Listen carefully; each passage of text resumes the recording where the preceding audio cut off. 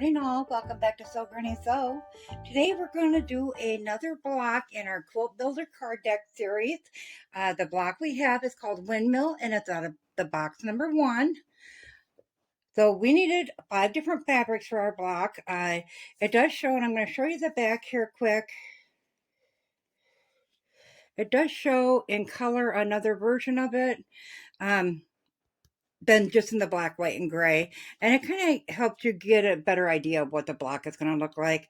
So on the back of the cards, they give you the sizes you need from a 6 to a 36-inch block of what you're going to cut and how many, or what you're going to do with that. So like you cut 2 squares and you're going to cut out of them 2 squares 4 triangles. So, and then it's got the diagram of how it's laid out, and then of course the finished pictures.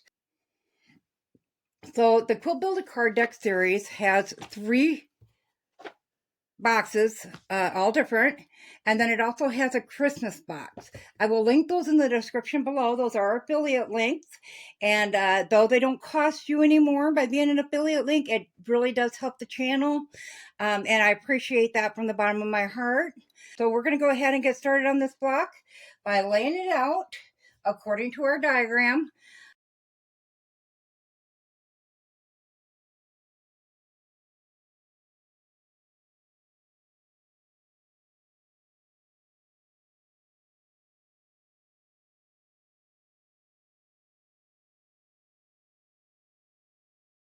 So now we have our block all laid out. So we're going to start the corner blocks. So they're going to be easier to do. We're just going to flip one over onto the other, line up those edges, and put a 1/4 inch seam all the way along that, iron that open. So we're going to do that with all 4 corners, and then I will meet you back here. So we have all 4 of our corners done, and by looking at it, you could actually do this a different way that would probably make more sense. As you can see, the edge of our square here is shorter than this one, so we probably should have went with sewing these two together, and then joining them, but it's okay because we can still get it together, still have it turn out the right size for now. But on each of the 4, of course, you'll have your little dog ears once you put your half square triangle together that you'll need to snip off. I did not show that, but you will have to do that. So what I'm thinking is we're going to go ahead and flip these over, the middle one to the outside corner, sew that 1/4 inch seam in there,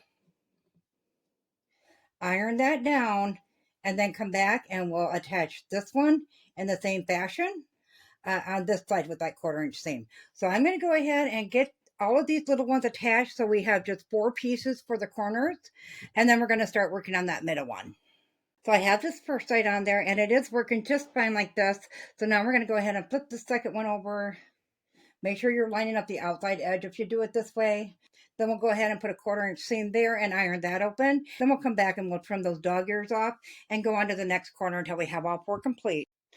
We have all 4 of our corners now sewn together, and they turned out just fine. So these are your little dog ears. You're just going to snip those off right at that line. Okay, so once we have all 4 of those sewn together and cleaned up, now we may have to go along and do some trimming on them, as you can see, where they didn't line up perfect. And we'll determine how much we trim those once we get the center block done. So we're just going to go ahead and make half square triangles all the way around. So you'll have 4 of them in total. So we'll just run those through the machine one after another, chain stitching. I'll get those done, ironed open, and I will meet you back here. So we have our center squares done. They're all sewed up, ironed flat, and on the whole entire block so far, I've just ironed towards the darkest color. So now, as you can see it, you're going to have to look at it either like this or like this. So we need to sew these 2 together and these 2 together so they line up with these. So once we get these done and these attached, then we can sew the halves together and put those ends on. So we're going to go ahead and sew right here and right here. Now when you get to the sewing machine, you do want to make sure that you're lining up these seams in here so you get a nice sharp point on that inside windmill. So we have the two pieces together, and after looking at it, we're going to go ahead and put these two pieces together first, and then we'll add the pieces. I have to take these off and switch them, I think. Or just love it for the way it is. It does look kind of funny though, so I think I'm going to switch them out. I'm going to take this seam out, and then switch the two around and put them back together.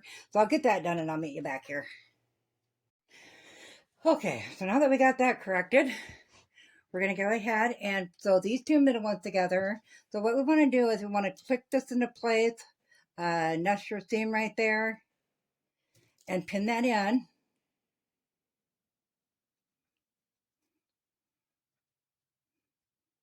Okay, we'll line up these edges and we'll sew that 1/4 inch seam. Now when we get to the center here, I'm going to show you if I can do that up close.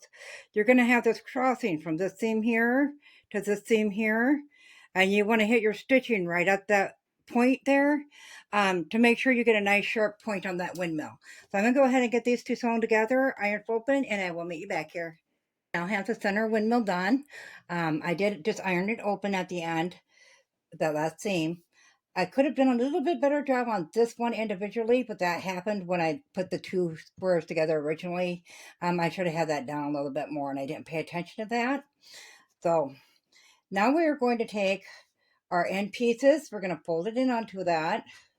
We can't nest because we have an open seam on these two sides, but we want to line up the seam and that edge the best we are able to, and you can check that by sticking it through the middle of this seam and seeing where that comes out on the other side. And if it comes out with your stitching line, you should be right in the center.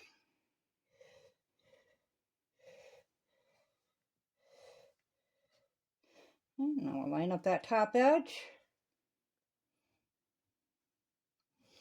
So once again, when we go to stitch it, we're going to make sure that we hit that little point right there. So that also will come out nice and clean there. But I'm going to go ahead and I'm going to attach this one this way. And we're also going to fold this one down and attach that in the same fashion. So I'll get these two done, get them ironed open, and I'll meet you back here. So we have that all sewn together and ironed flat. I just ironed both seams towards the center. So now we're going to put these two on in the same fashion that we just put these two on. So make sure you line up that seam, find that middle center, make sure you're stitching when you do that 1/4 inch, make sure it stitches right over that. So we're going to do that to both sides. I'll iron it all flat. I'll come back and I will show you the finished block. So our block is now finished. We're coming in at almost just like a 1/4 inch small, so like 8 3/4. And as I said, in the end, we want 8-inch blocks approximately, maybe 8.5. So this works perfect for that one as well. I did tidy up the edges, but I did not trim it down fully. On the back, there's a lot of bulk at these points here. So I got those two in, but when I went to do this one, it just wasn't cooperating. So I went ahead and ironed those up to the outside. However, it does lay pretty flat. So I'm overall pleased with it. I think this has been the most complicated block so far that I've come across in either set 1 or set 2.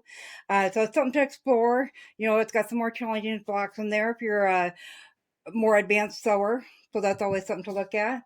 So our next project, we are going to do a rag quilt. And I know I've put out a video already on a baby blanket rag quilt, just using 1-piece cuts of fabric. This is actually going to be how everybody's made rag quilts for years. We are making it with Maywood Autumn Rose flannel. So there is 3 different designs as such. And we got a small, medium, large, and we got it both in black and white. And then our middle layer will be a plain black flannel. So stay tuned for that video because there's going to be a lot of tips and tricks in there, different supplies you need. Those are actually really fun to make, especially when you got leftover pieces of flannel. So you'll have to let me know in the comments what you thought about that block. As always, guys, if you found this video useful, go ahead and give it a big thumbs up. It really helps our channel grow. If you haven't subscribed yet, go ahead and hit that subscribe button because we'd love to have you here at Sew Granny Sew. Thanks all. Have a great day. Bye.